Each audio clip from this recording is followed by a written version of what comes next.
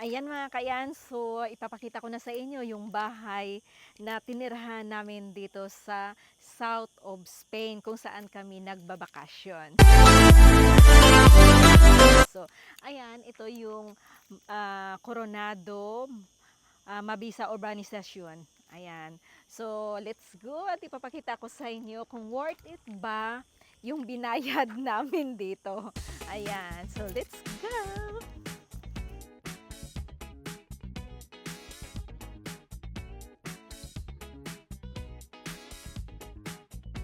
So, ito yung entrance ng aming tinitirhan. It's studio type yung aming tinitirhan. So, nakuha namin ito sa Airbnb. Ayan. So, ang pangalan ng urbanisasyon na ito is Coronado.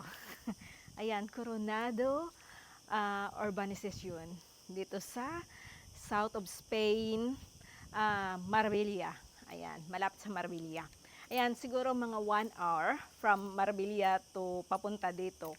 So, accessible naman siya. May mga bus naman na galing sa Marbella bus station papunta dito.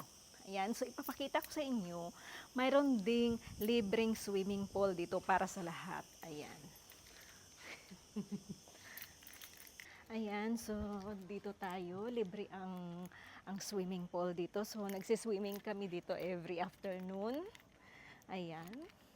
So kung nakikita nyo, may dalawang lovebirds dyan.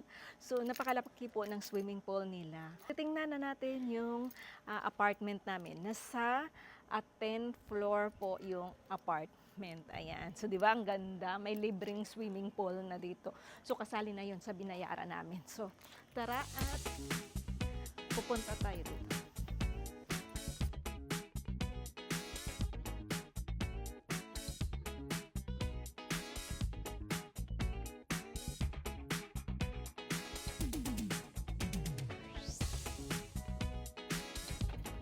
Okay, so nandito tayo sa 10th floor. So, pupuntahan natin yung tinahan. Let's go. So, okay, so dito, makikita nyo may view siya. Ayan, may view. Ang ganda ng view. So, yan is buong Marbella na yan dyan. Ang ganda. This is South of Spain. Ayan, so, andito yung kwarto. Kwarto. Yung aming studio type. Welcome to my humble apartment. Okay. So, pasok. Okay. So, ilalagay natin dito. So, ngayon, ito yung aming toilet. Yes, malaki yung toilet nila. Nandito, may shower na, may toilet. Of course, may mga salamin na. Ang ganda na. May washing machine kami. May washing machine kami dito. Kasi ito siya is studio type na. So, kumpleto na siya lahat-lahat. Yan. So, wala siyang kwarto. Isang ano lang siya kasi wala siyang kwarto. And then, dito kami nagluluto. Dito ang kusina. And then, of course, mayroong dishwasher. Hindi na kami naghuhugas. Nilalagay na lang namin dito sa dishwasher. And of course, hindi talaga mawawala yung rice namin. So, may rice ka. May rice. So, ang renta namin dito for 9 nights, ayan, is 770 euro. So, magkano yan sa Philippine money? It's 46,000. Ayan, 46,000. So, per night kasi ang ano dito, ang pagbabayad. So, kung itotal natin, per night nila is 5,000 pesos. Ayan, 5,000 pesos. Including na po sa paglinis dito sa apartment na ito, nalinis na bago kami dumating. And then, including na din ang bayad sa Airbnb, sa application ng Airbnb. So, yun, 770 euro po ang buong place na ito. Good for 9 nights. Ayan, and 10 days. Ayan. Okay, so dito meron kaming parang bar, ano ba, table bar. Ayan, so may dalawang chair. And then, mayroon na silang kapihan at painitan. So, kumpleto na talaga siya. And then, of course, mayroon kaming sala. Yan, may sala kami. Ayan, so kung naghanap kayo ng kwarto at kama, iso-surprise ko kayo. Saan ba ang kama? Ayan. So, ipapakita ko muna sa inyo kasi mayroon mayroon din kaming TV dito. Ayan, included na din to lahat. May Netflix yan. Yan. So, yan yung mga bag namin na nabili dito. Of course, ipapakita ko sa inyo, may nabili akong Hermes. Hermes. Ayan. Ito pala. Stradivarius. Ayan. So, namili din kami ng mga ganito. Kung nakikita nyo, mayroong nagtitinda kasi doon na mga itim. So, maraming itim po dito na nagbibinta ng mga ganito-ganito para sa income nila. Ayan, para pagkakitaan nila. Ipapakita ko muna ito. Ayan. Dito, ang kagandahan is maganda ang view. Tuwing gabi, maganda siya. Okay, so may dalawang silya din. And then may lamisa. Dito kami nagbi-breakfast. Kasi sobrang ganda ng tanawin dito at dito din kami nagdi-dinner. Kasi makikita mo yung moon doon, yung sunset. Dito naman kasi ang sunset sa kabila. And then, yan, ang ganda. And then, dagat na yan, dyan. So, doon kami, naliligo din kami doon. Sometimes kasi is namamasyal kami. So, sometimes lang kami naliligo sa dagat. But, nagwo-walk kami every morning sa dagat.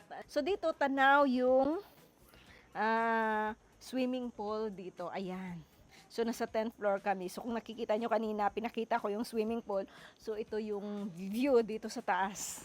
Ayan. So, ang ganda ng swimming pool. Dito yung mga sinampay namin. Dito kami nagda-dry. And lastly, of course, saan ba kami natutulog? Ayan. So, may dalawang kama siya. Nasaan ang kama namin? So, may dalawang kama, isa at dalawa. Ayan, dalawang kama. So, ipapakita ko sa inyo kung paano kami natutulog. Ganon. Hindi, ganon. So, i-open ko siya.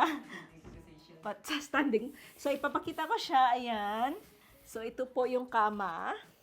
Dinidikit siya sa wall. Ayan. Ayan. So, ganyan ang kama. Yun, ipapakita ko din yung isa. May light siya dito. Ayan. Ayan. And then, another one is dito. Ayan. Ayan ang kama. So, sa gabi,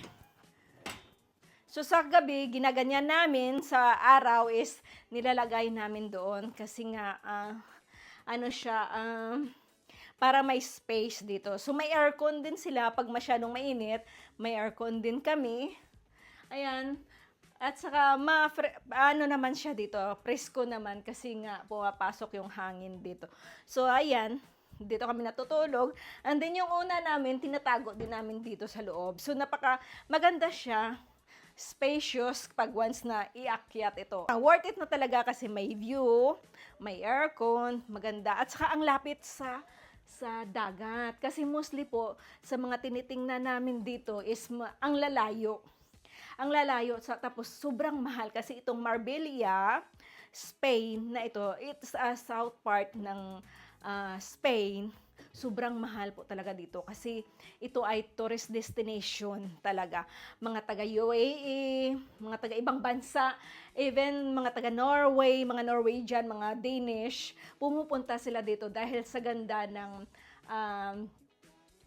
ng weather dito sa south of Spain. Ito talaga ang pinaka well-known dito sa south of Spain, ang Marbella, Malaga. Dito, marami ding mga Pinoy dito. So, hindi mo sila makikita kasi nasa restaurant sila nagtatrabaho. Ang ganda lang ng place. So, worth it ba ang 770 euro namin? It's a tourist destination. Alam nyo, it's a tourist destination and then minsan lang kami, first time naming makapunta dito talaga at ano talaga dito, mag-enjoy, mag-vacation dito sa South Park kasi nga medyo may kamahalan. So of course, kailangan talaga magtipid, kailangan mag-save ka talaga para may pangbakasyon ka. So yon, yan lang ang kagandahan at swerte namin kasi nakuha namin ito ng mura lang. Kasi September na kami nag-check-in, which is hindi na siya bakasyon dito. Hindi na siya buwan ng bakasyon kasi mostly talaga ang buwan ng bakasyon is June, July, August. It's time talaga para sa summer talaga yan. September is autumn na pero ang ganda pa rin ng weather dito. So, ayan. So, ibabalik na natin kung paano ito ibalik. Ganito lang siya. Ganito lang. Iko-close mo lang yan. And then, charan! O, diba? Napaka-spacious niya na. Ay, iko-close ko muna itong. Okay. And then,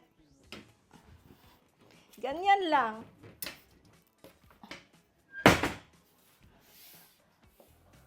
O, diba? And then, spacious na siya, diba? So, yan. Sobrang ganda lang. So, sa palagay niyo, worth it ba ang 46,000 sa 9 nights? Of course, ilang ano na yan, ilang bigas na yan, but hindi naman mababayaran yung enjoyment natin dito, di ba? So, kung nakikita nyo sa mga post ko, ang gaganda. Ang ganda po ng Marbella. Ang ganda. The best po ito dito sa south of Spain. At napaka-well-known po talaga ang Marbella. So, ayan. Please subscribe my YouTube channel, Miles Abela, or Voyage in Europe. Ayan mga kayan. Bye! Adios!